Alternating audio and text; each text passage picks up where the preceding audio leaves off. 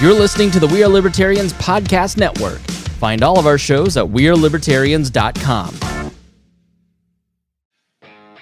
My fellow Americans, this is Liberation Day. Waiting for a long time. April 2nd, 2025 will forever be remembered as the day American industry was reborn, the day America's destiny was reclaimed, and the day that we began to make America wealthy again. Oh boy. All right. Welcome to the Tariffs show. It is Liberation Day on the day that I'm recording this, April 2nd. I'm going to have a guest join me here in a little bit. His name is Aiden Grogan. He's a writer and a Ph.D. student at Liberty University. He works at several free market think tanks, including the Illinois Policy Institute and the American Institute for Economic Research, and Young Voices contributor. And we're going to talk about whether or not tariffs will bring on the golden age. But I want to, before we talk to him, give my opinion. First and foremost, I think if you've listened to this show for a long time, you understand I cannot stand politicians. First, we'll just stop there, right? Just stop there. It's not even like, I know I get dinged with TDS and I'm anti-Trump, but that's just because he's a politician, right? Like, I got equally as annoyed today when I saw yesterday there's this big election in Wisconsin where there was $100 million spent on a Supreme Court justice race between a Democrat and a Republican. $100 million on one Supreme Court race. That's bonkers. And $20 million of that was spent by Elon Musk on behalf of the Republican judge. Why? Well, Wisconsin has a law that a car manufacturer cannot own a dealership in Wisconsin. And so he has to go through third-party brokers. And I think that's crazy. I agree with Elon Musk that that's crazy. And he's got a pending court case that will probably end up in the Supreme Court that will allow him to sell cars in Wisconsin. And he's saying Western civilization begins and ends with whether or not this Supreme Court justice was won by a Republican or a Democrat. So, of course, everybody's trolling him today saying, I guess Western civilization is over, right? First of all, this is what I'm talking about. This is a ridiculous claim. And like, in spirit, the Doge Project, I'm Team Vivek on this. Like, if you watch him talk to Andrew, the podcast guy, Andrew Schultz, and by the way, the kid that has the long hair, young guy, Nick, I think his name's Nick. He was my intern at Bob and Tom. Really interesting, smart guy. But Andrew Schultz had Vivek on, and go watch that because you kind of see Vivek. Well, yeah, I wanted to do it the right way. And because I wanted to do it the right way, I got kicked out. Whatever you think of Doge, good or bad, okay? You can't argue that Elon Musk has fudged a lot of these numbers and says a lot of things that just are not true. It's a lot like Donald Trump, okay? But Tim Walz, the Democrat, and this is why I really reserve the scorn more for Democrats a lot of times, because you constantly are telling us how you're better than Republicans. You're just morally superior to Elon Musk and Donald Trump. And so Tim Walz posted today, we beat the billionaire. Okay, but you're leaving out that George Soros and J.D. Pritzker, the governor of Illinois, okay, there was $100 million in that race and 20 of it was Elon Musk. Where'd the other 80 million come from? Your billionaires. And other of their billionaires. It's billionaires. It just drives me crazy. I just hate when people try to manipulate. This is, I think, what really, as somebody who works in the media, I take very seriously what I say. I realized kind of early into We Are Libertarians back in the mid-2010s, what I say into this microphone, people are taking me seriously. I better actually read some stuff and do some research, and I kind of went overboard with it in 2017-ish, but I really take it responsibly. It's a responsibility to build a crowd and to talk to that crowd and to say accurate things to the best of your ability. You will not always get everything right. I will call him Mike McCarthy sometimes instead of Kevin, but nobody's perfect. Nobody's expecting everybody to be perfect, but they do expect that you do have their best interest at heart when you're talking to them. And politicians don't generally care about that. They care about political power. It's about power. Power, as Dan Bongino said. So, and this is why I hate the term Liberation Day. You're raising taxes roughly $3,600 to $4,200 on the average American family a year. Okay, you're not raising taxes, but a tariff is a tax. The government is imposing itself on the marketplace and making you pay more for goods that you want. And Trump will argue, well, you don't have to pay any tariff tax if you make your products in America. Okay, well, that's completely bonkers for the world that we live in and the way that we have structured our economy.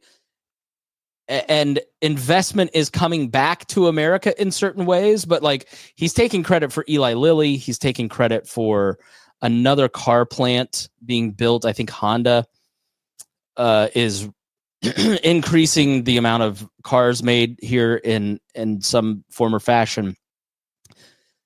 Like that isn't a result of 2 months of presidential bluster on Truth Social. Like major global corporations like Lilly and Honda make decisions years in advance before they're announced. Now they, like Lilly, may fly a giant American flag behind them to take advantage of the moment. But we really have to look at like why is made in California on Apple products now? Why is Lilly and Honda coming back to America? It isn't a result of tariff policy that was enacted like today, or it is the fact that China is completely economically unstable. India, in some respects, is economically unstable. It's also immoral in a lot of ways to work like these Foxconn. You want to talk about how bad Amazon warehouses are? Look at Foxconn warehouses that make Apple products. And Apple, after years and years of being shamed rightfully for the immoral conditions, the basically slavery that was going into their products in China, started to push them.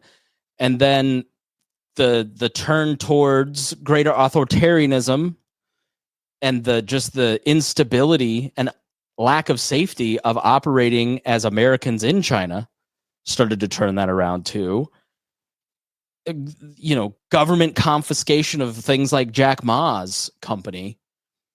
So the reason is not tariffs. The reason is economic instability and a predatory government. That's why these companies are starting to reshore. And I think COVID was another wake-up call. We're making all of these drugs in China and India. Okay, what if there's a global pandemic? We need to think about our people and our bottom line, and we need to be in America. And maybe we have gone too far in globalization and rotting out rural America. But for America to follow that instability and predatory nature and then call it Liberation Day and think that that is somehow going to make American companies feel better about locating here, that's bonkers. Calling a tax increase of $4,200 on American families Liberation Day is Orwellian. It's crazy to me. So Trump just spoke, and he is declaring a declaration of economic independence, and he's imposing a universal baseline tariff of 10% and additional rates that apply to certain countries. Some of the rates he announced: 34% for China, 26% for India, 24% for Japan, were much higher than what some economists and policymakers had been expecting. So Scott Linscomb and Colin Grabow, this is on the New York Times website right here, trade experts at the Cato Institute, which promotes free markets. I love that when a Republican is in the White House, now all of a sudden the New York Times is quoting the Cato Institute, but we'll take it. They offer Scott Lincicome, his Twitter's a must. You must follow it. Linciome. Offer some historical perspective on the new tariffs and argue that the justifications for them are flimsy and conflicting. With today's announcement, U.S. tariffs will approach levels not seen since the Smoot-Hawley Tariff Act of 1930, which incited a global trade war and deepened the Great Depression. Not good. So, David Bonson, and Trump is totally betraying what got him elected president. Trump was elected president to make groceries cheaper. Trump was elected president to make our life more affordable because the pandemic had made it more expensive. And I literally saw a very smart person who was a liberal on Twitter yesterday saying, Biden's stimulus spending just really ramped up inflation. And so I'll give you that. It's like that stimulus, all three bills were written by Donald Trump. And you can Google this. Donald Trump was mad at Nancy Pelosi because the stimulus wasn't big enough. Like, if you needed evidence that this guy makes the economy worse, all you need to do is look at the end of his first term when he was making the decisions. All the stuff that you liked was because of Mitch McConnell. The tax cuts were because of Mitch McConnell. The lowering of the capital gains tax, that was Mitch McConnell and the Republican senators and the adults that were around Donald Trump. So once he was in charge and he was in actually making the decisions by 2020, things got bad. And you don't remember that because they're really good at propaganda, like calling this Liberation Day. It's lying to the American public, and it makes me so angry. So where are we at on tariffs generally? So the New York Times again had an article. Data from the World Trade Organization showed the United States had a trade-weighted average tariff rate of 2.2% in 2023, compared with 2.7% for the European Union, 1.9% in Japan, 3.4% for Canada, 3% for China, and 1.7% for Switzerland. Some poorer countries do have higher rates. India's trade-weighted average tariff rate is 12%, and Mexico's is 3.9%. Vietnam's 5.1%. U.S. tariff rates are somewhat, this is Ed Gresser, who works at the Progressive Policy Institute. U.S. tariff rates are somewhat lower than tariff rates in other countries, but vis-a-vis other rich countries, it's not a lot. Tariff for specific products vary widely. The United States levies individual tariff rates on about 13,000 foreign products, according to Doug Irwin, a trade historian. And the U.S. trades with almost 200 countries, each of which have set their own rates for different products. David Bonson is a guy that I like. Stephen Moore is a guy that I like. Stephen Moore tweeted out yesterday saying, "Don't panic. Despite the recent losses due to tariff fears and economic slowdown, history shows that Trumponomics drives growth." Let me put this up for the video viewers so you can see the tweet. But Stephen Moore, Trump Economic Miracle, that's his book, right? Heritage Fellow, Wall Street Journal writer, Club for Growth founder, really good on economics, but going kind of Looney Tunes. Like, it's like putting astrologers in charge of NASA right now. But David Bonson is a guy that I really like, writes for National Review, always on my favorite news podcast, which is The World and Everything in It by World News Group. Bonson says in response to this, Steve is right. There were pro-growth policies in 2017 that trumped the tiny miniature tariffs of 2018. The two things different this time at this point are pro-growth policies are not yet there on the tax side. They may come, they may not. They may come, but be much less stimulative to the supply side than they were in 2017. Those tax cuts are supposed to expire. But so far, the market can't assume that level of supply side pro-growth tax cuts are coming. And B, the 2025 tariff threats are equally roughly 9 times larger than the 2018 tariffs, many of which never even happened and were sliced to death with exceptions, exemptions, and waivers. $30 billion of tax increases versus $280 billion are on the table now. and it's apples to refrigerators levels different. So, that number of 30 billion of tax increases in 2018 versus 280 billion, man, that's pretty significant. And you're going to pay the cost. And then the head of was it the Treasury Secretary saying, the American dream is not cheaper goods? And no, that's right. But you're trying to prime me for paying more to be patriotic, like higher prices are patriotic. So while we wait for our guest to join the conversation, I'm going to, you need some Reaganomics. Now, listen, you're going to love Aiden, but I think we're in a moment where we need a pro. All right. And Aiden is very good. I'm marginal. I think what we need is a little Reagan, a little Ronald Reagan, not my wife Reagan, who was named after Ronald Reagan. Believe it or not, that's how Republican her parents were. They're still pretty Republican. They had their Ron Paul moment, but Ronald Reagan gave these radio addresses starting back before he was president. So let me give you a little Reagan history here. Okay. Reagan, after he was governor, did these radio addresses. There's a great audiobook, a collection of them that you can find on Audible. But he loved doing the radio address every week, and they're just two legal pages handwritten of solid libertarianism in a lot of ways. But Reagan continued to give radio addresses like most presidents. Obama finally killed it and started doing web addresses. But the radio address he gave in 1988 was about tariffs. And you may have seen this on social media, but I'm going to play the whole thing because we need 5 minutes of Ronald Reagan. All right. So here you go.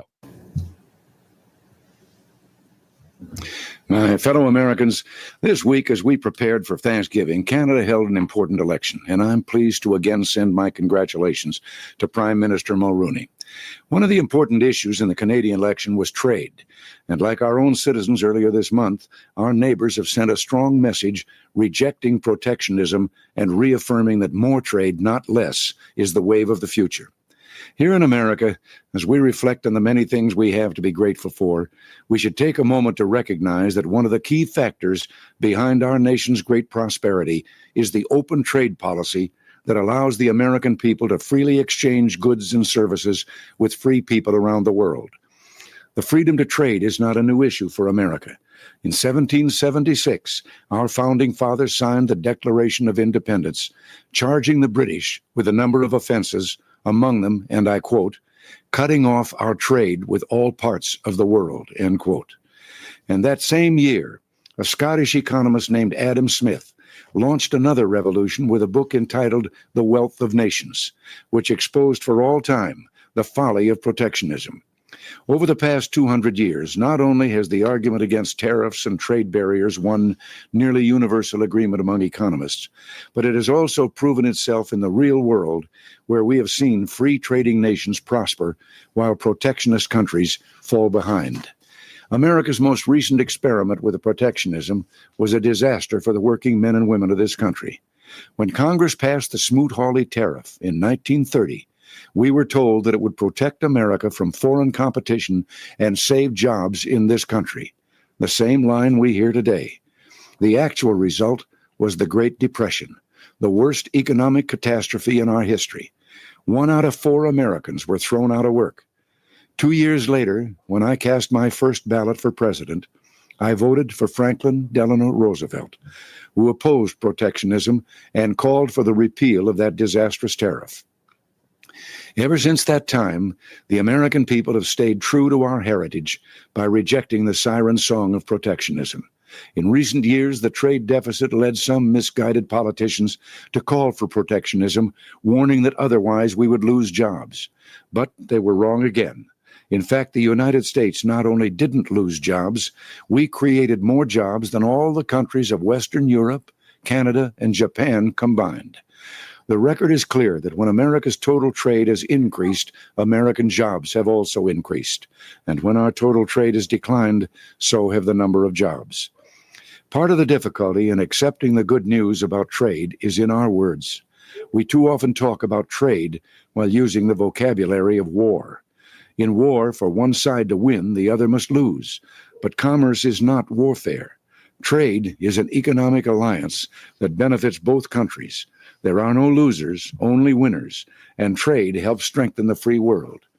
Yet today, protectionism is being used by some American politicians as a cheap form of nationalism, a fig leaf for those unwilling to maintain America's military strength and who lack the resolve to stand up to real enemies, countries that would use violence against us or our allies.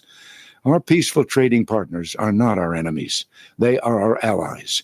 We should beware of the demagogues who are ready to declare a trade war against our friends, weakening our economy, our national security, and the entire free world, all while cynically waving the American flag. The expansion of the international economy is not a foreign invasion. It is an American triumph, one we worked hard to achieve and something central to our vision of a peaceful and prosperous world of freedom. After the Second World War, America led the way to dismantle trade barriers and create a world trading system that set the stage for decades of unparalleled economic growth. And in 1 week, when important multilateral trade talks are held in Montreal, we will be in the forefront of efforts to improve this system. We want to open more markets for our products, to see to it that all nations play by the rules, and to seek improvement in such areas as dispute resolution and agriculture.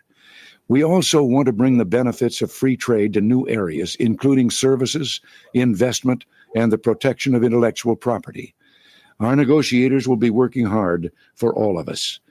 Yes, back in 1776, our founding fathers believed that free trade was worth fighting for, and we can celebrate their victory, because today, trade is at the core of the alliance that secure the peace and guarantee our freedom.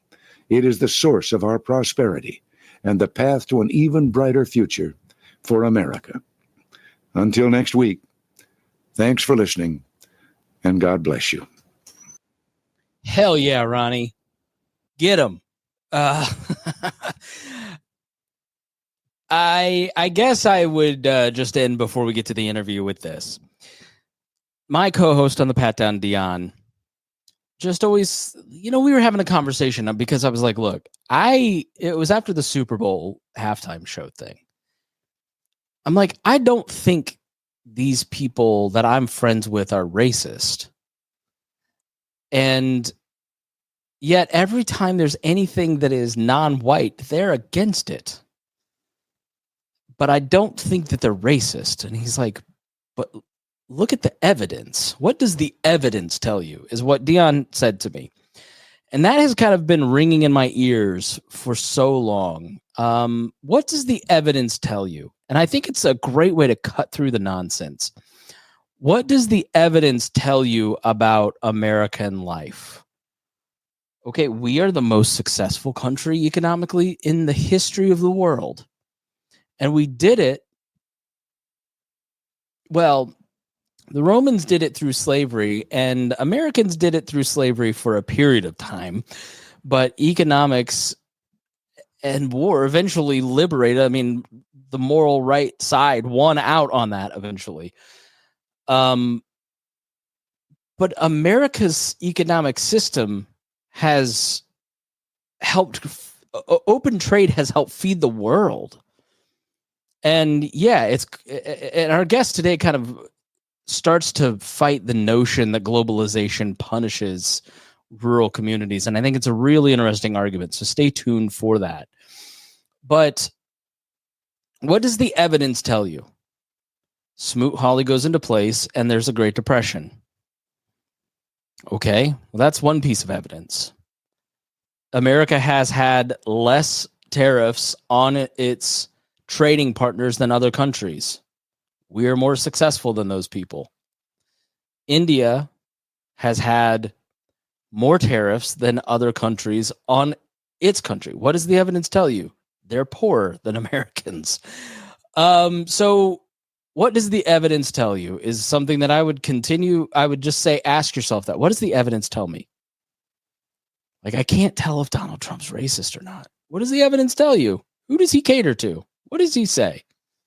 I can't tell if Donald Trump's right or wrong about this. What does the evidence tell you? The people who are for his belief in tariffs, there's like 14 of them in the country that think this is a good idea. And then there's a bunch of politically interested people who tell him that, oh, I agree with you, sir. Thank you. Can I have a job now? What does the evidence tell you? So our next guest is great at presenting evidence and giving a perspective. You can see why he's a doctoral candidate. Sharp mind. Love his sense of style. Great head of hair. So make sure you check this out on YouTube. I think you'll appreciate it. All right, thanks. We'll see you soon here on the Chris Spangle Show. We'll be right back with my interview with Aiden. All right, Aiden, thanks so much for joining me here on the program. Thank you. Glad to be here. All right, happy Liberation Day. What do you think of that phrase? Well, we're certainly not being liberated. We're going to have higher prices for businesses and consumers. So exactly what we're being liberated from, I do not know. So reciprocal tariffs is obviously in the news today. That's top of the headlines everywhere. And I think reciprocal tariffs can certainly have good motivations insofar as they try to make the world more free market by encouraging other countries to lower their tariff barriers or ideally eliminate their tariff barriers. But there's no guarantee that that's actually going to happen, and other countries might retaliate against us with even higher tariffs, in which case American consumers and businesses are really going to feel it. And in a time when Americans have struggled so much under inflation, the last thing we need is higher prices. Yeah, so why do you think he's doing this? Given all of his promises to make the economy better, I mean, it's sort of like one of those hard and fast rules in American history, like tariffs have these. We can see sort of what happens. Does he just not think that that's the case? Like, where's the administration's head at right now? Donald Trump is a true believer in protectionism. He says that tariff is the most beautiful word in the English language. So he actually does truly believe that we can make America wealthy again through tariffs. All right. Yeah. So what actually happens when you place a 10% tariff across every good imported into the United States? What do you? Well, the effect is going to be higher prices, and we also might see retaliation, which will further affect our economy, and it's also going to affect jobs. That's something that we don't often hear about. The argument in support of tariffs is that this will boost U.S. manufacturing employment, but we only have to look back to the first Trump administration to see what the actual outcome of those attempts were. In 2018, Donald Trump imposed tariffs on steel and aluminum, which may have saved about 1,000 jobs in steel production in the short term, but led to ultimately 75,000 job losses in other industries that rely on steel and aluminum as inputs to production because of the higher prices. Also, President Obama imposed tariffs on tires, which also led to a net loss of jobs, particularly in the tire retail sector.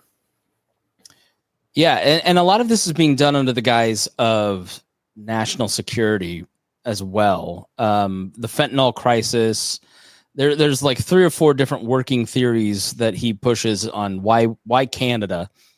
Professor Daniel Dresner noted, if everything is defined as national security, nothing is a priority. So how significant is the risk of abusing the national security narrative on this justification for tariffs? And how do we avoid that?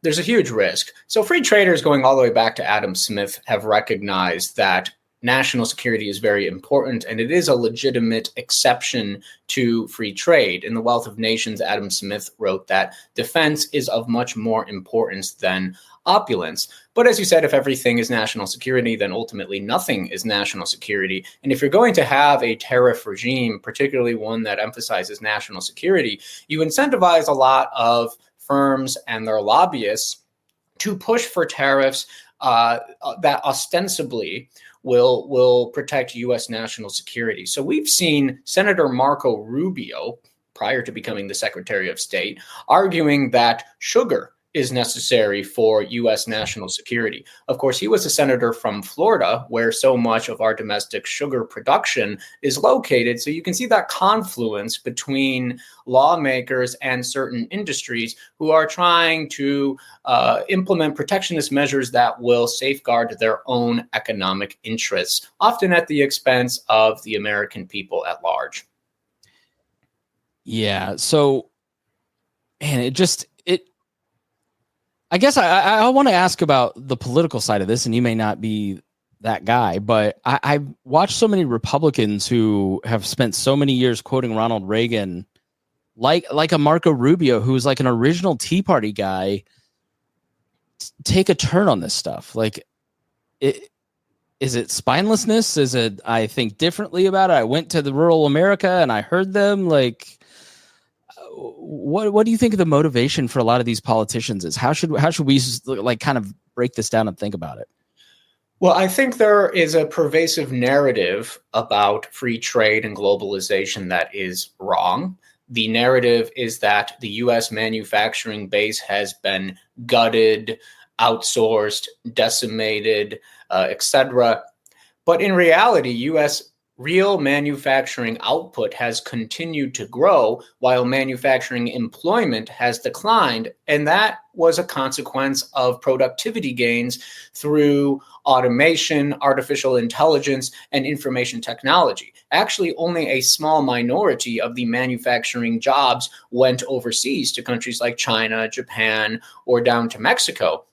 By imposing tariffs, we're actually making the situation worse because we're driving up prices and we're incentivizing more firms to automate more tasks and lay off more workers. So the whole fixation on the ostensible loss of U.S. manufacturing is based on a misconception. But if you repeat a lie often enough, eventually it becomes a truth. So many people are used to writing that the U.S. manufacturing base has been absolutely gutted, and they don't even cite any statistics to showcase that because it's become so much of a widely accepted narrative. Yeah. So, all right, I can complain about all this all day, right? That's what we do as liberty loving people. But, you emphasize in your article over at Real Clear Markets titled Tariffs Won't Bring on the Golden Age of America, which you can read by clicking in the show notes there. The need for America to cultivate a friendlier business environment. So outline some key steps. How do we achieve that specifically regarding trade and investment policies that benefit everybody? Well, the ideal situation is to limit tariff barriers as much as possible, except when it's absolutely vital for national security. And there's a great need for national security experts and economists to come together and specifically outline what do we absolutely need for our national security. Perhaps we need computer chips, but maybe we don't need potato chips. We've all heard that the famous quote, computer chips, potato chips, what's the difference? That's not a very intelligent statement to make. So we do need to prioritize our national security, but we also have to be wary of these firms trying to make absurd arguments for tariffs to just benefit their own industry under the guise of national security. So let's go back to the idea of rural America. I mean, I'm in Indiana, and when I was executive director of the Libertarian Party in the late 2000s, early 2010s, that entire corridor straight up from Indianapolis to South Bend, in a state of 6 million people, lost 780,000 jobs. That's hard to argue that globalization didn't impact those people. So what do you think happened? I want to make sure I understand your argument, because this is something I am sensitive to. I do understand, in these small Indiana towns, like there has been some devastation and some transition. What do we do to help those areas and grow jobs and economic opportunity in all of Indiana, not just like the city? Absolutely. So I'd like to first say that I'm from Chicago, and I attended Illinois State University, which is in the heart of Illinois' Rust Belt. So I've been to some of these Rust Belt towns firsthand. I've seen how economically depressed they are and the various social problems that are occurring in these towns. So it's an issue that I've been particularly attentive to. And I used to be a protectionist. I used to think that tariffs were a way to revitalize these communities and perhaps solve some of these social problems, until I realized that the argument is based on a lot of misconceptions and a lot of childish narratives that tariffs can revitalize Americans' devotion to traditional social norms surrounding family and so forth. But I think what needs to happen is we need to acknowledge that we live in a very dynamic economy, and that changes are to be expected. But what's important to note is that those communities in the Midwest, Rust Belt states, that were negatively impacted by globalization and lost jobs, that lost factories, if they were willing to embrace the dynamism, if they were willing to embrace free markets, an entrepreneurial spirit, they were able to adapt and overcome those challenges, including by accepting foreign investment. But those communities that relied heavily on unions, protectionism, government intervention, and welfare remained economically depressed. And there's a couple really good examples that you can point toward in the Midwest. Grand Rapids, Michigan was a manufacturing hub that was negatively impacted by free trade and globalization, but then they've been able to rebound. Compare that to Detroit and how that city is run. And no one wants to live in Detroit today. You have massive population decline there, but Grand Rapids is a bustling town. It's a great place for young people to live, to raise families. Another town is West Point, Georgia. That was absolutely devastated by manufacturing companies moving out, but they accepted foreign investment. And West Point, Georgia, is a globalization success story. That is a town that has been able to successfully adapt. So the solution is really to embrace an entrepreneurial spirit and to allow some of these communities to adapt instead of trying to rely on big government intervention to solve the problems, which doesn't work. Yeah, I think Springfield, Ohio is another one of those stories where you have immigrants coming in the Haitian community and working for local companies that is starting to revitalize that town. But then you have the tensions and, they're eating the dogs. And I actually just had lunch with an AP reporter who covered that and was like, no, there were no dogs being eaten. And it's amazing how that story fell off. The dogs are perfectly safe now that Trump's, but that's a great example of thinking differently and finding different solutions for some of these small towns, because, okay, well, how do you fund a tax base? So let's get back to tariffs. What does a good trade policy look like? Because, in the opening, and you hear Trump talk about this, there's these trade imbalances, and Canada has had these huge tariffs on us on these products for a long time. And it's just like, what's the problem with Trump kind of countering with those tariffs? We're being taken advantage of, Aiden, by having a open trade policies without tariffs and without protectionism. We're losing. What do you make of that argument? So the Trump administration has been really clever because it has pointed toward these examples of other countries having these outrageous tariffs against us on certain products. But they're not looking at this from a 30,000-foot view to recognize that if you look at the average tariff rates of all countries in the world, the United States ranks somewhere in the middle. It's not as if we're the idiotic country at the top that is resolutely committed to free trade as the rest of the world has super high tariffs against us. In fact, some of our major trading partners have lower average tariffs than the United States. One such example is Poland, which is a far more nationalist and collectivist country than we are, but they have a lower average tariff rate because the Poles understand that free trade is extremely beneficial to them. Also, the countries with the highest average tariffs tend to be the most impoverished, tyrannical, and corrupt countries.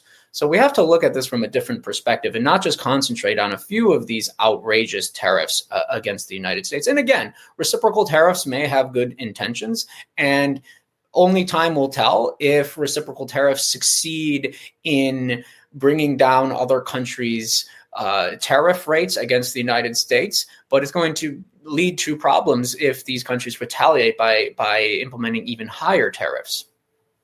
So yesterday I aired an episode with Gabby Blanco, who is a defector from Cuba. She works for the Dissident Project.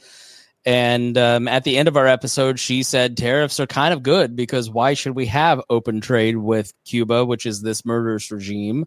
And all we're doing is enriching the richest people in Cuba to continue to enslave her family. Are there places for tariffs like that? I found her argument to be somewhat persuasive. What do you make of that? Well, I think you can always point toward individual examples and make a moral or emotional case for a certain policy. And sometimes you can analyze these on a case-by-case basis. But if you're going to go so far as to say tariff is the most beautiful word in the English language, and that tariffs are going to bring about this golden age of America, or that tariffs are going to make young men so rich that they become more attractive to women, and that restores the sanctity of the American family, that's an absolutely ridiculous and childish argument. We need to start taking some of these issues a lot more seriously and not just have simple solutions to very complicated problems. All right, so we elect you president, and you can't do any worse. So let's give it a shot. What do you do tomorrow in regards to tariffs? Well, I would eliminate most tariffs, and I would bring together great advisors on national security and economics to come up with a list of materials and industries that are absolutely necessary for U.S. national security, particularly against the rising threat of China, and I would proceed accordingly. All right. Well, final thought, the floor is yours. I'm sure there's something that I should have asked you that I just don't know to ask you, and I'd love to hear what that is. What's your message for those who are listening? Well, one big issue I have focused on is the relationship between free trade and globalization and the breakdown of the family. Many on the new right who are inclined toward national conservatism or post-liberalism have argued that the free trade consensus of the post-war era, or particularly the so-called market fundamentalism of the last 40 years, has wreaked economic havoc on the United States, particularly on the heartland and working class, non-college educated Americans, diminishing their prospects for marriage and having children and so forth. Oftentimes they say that the spike in out-of-wedlock births is caused by the free trade consensus and the havoc that has inflicted on certain communities. But if you look at the decline in the marriage rate, which really began or really took off after the 1960s, you'll notice that there is an analogous trend across the developed world, from Japan and South Korea to Australia and the European Union. But Japan and South Korea have been beneficiaries of globalization. Those countries have become enormously prosperous thanks to globalization and the economic prosperity that it has brought them. But the marriage rate is declining everywhere across the developed world. And that's a consequence of vast social changes, changes in family structure, changes in the role of woman in society. So we can't blame that on globalization. Also, as for the spike in out of wedlock births, what changed in America after the 1960s cultural revolution was the abandonment of an old custom called the shotgun marriage. It used to be that if you got a woman pregnant, you were expected to marry her prior to her giving birth to that child. Now, it was called a shotgun wedding, not necessarily just because the wedding was done quickly, but also because there was sometimes a shotgun involved. The woman's brother or her father were saying, "You better marry my daughter or else." So an interesting paper written by the former Treasury Secretary Janet Yellen, as well as some other economists and scholars, found that the disappearance of the shotgun marriage custom is what explains a lot of the rise in out-of-wedlock births throughout the 1980s and 1990s. So we can't really attribute this to free trade or globalization. That argument sounds quite Marxist and materialistic because it's attributing social pathologies almost exclusively to economic conditions rather than to culture and social norms. So I think a lot of the new right is very inclined toward that type of thinking, and they think if we simply change economic policy to be more collectivist or nationalist, that we can solve some of these social problems. But it's a very naive and childish approach to the world. And again, we need to start taking some of these problems more seriously and revitalize American civil society, which can't be achieved through public policy. Yeah, I couldn't agree with you more. I mean, the reality is that the government can't solve a heart problem. Like it has to come from community-based solutions, people working voluntarily together on their local level to solve these problems. You take an issue like marriage dissolution, single-parent households. Poverty is a huge, huge precursor to many of those things. It's partly the cause, partly, of you're a victim of your economic situation. Like eliminating jobs that are accessible to people in those situations, making their groceries more expensive, puts more pressure on the family and causes more dissolution. It's sort of like you said, progressive in that it backfires once you start to look to the government to solve some of these cultural issues. It's backwards to me. Absolutely.